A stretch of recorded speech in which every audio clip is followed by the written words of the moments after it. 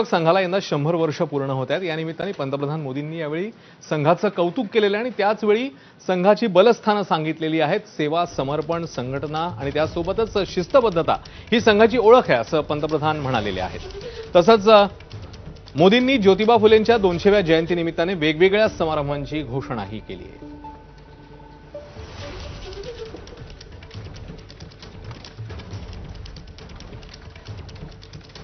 सेवा, समर्पण, संगठन और अप्रतिम अनुशासन ये जिसकी पहचान रही है, ऐसा राष्ट्रीय स्वयंसेवक संघ दुनिया का ये सबसे बड़ा एनजीओ है। एक प्रकार से 100 साल का उसका समर्पण का इतिहास है।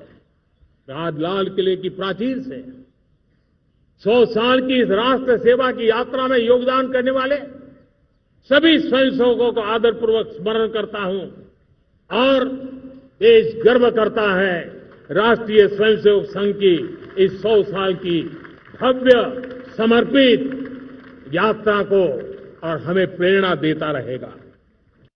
बहुत ही निकट भविष्य में महान समाज सुधारक महात्मा ज्योतिबा फुले जी की 200वीं जयंती आ रही है। हम उस जयंती के समारोह शुरू करने जा रहे हैं और महात्मा ज्योतिबा फुले के सिद्धांत, उन्होंने जो मंत्र दिए, उसमें हमारे लिए प्रेरणा है। पिछड़े को प्राथमिकता, पिछड़े को प्राथमिकता देते हुए हम परिवर्तन की ऊंचाइयों को प्राप्त करना चाहते हैं।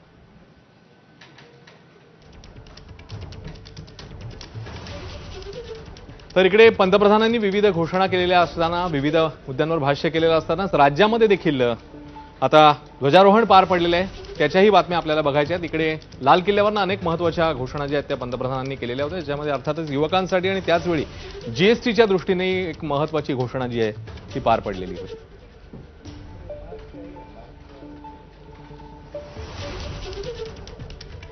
तर संघाच्या 100 वर्षांच्या इतिहासाचा देखील यावेळी उल्लेख करण्यात आलेला आहे।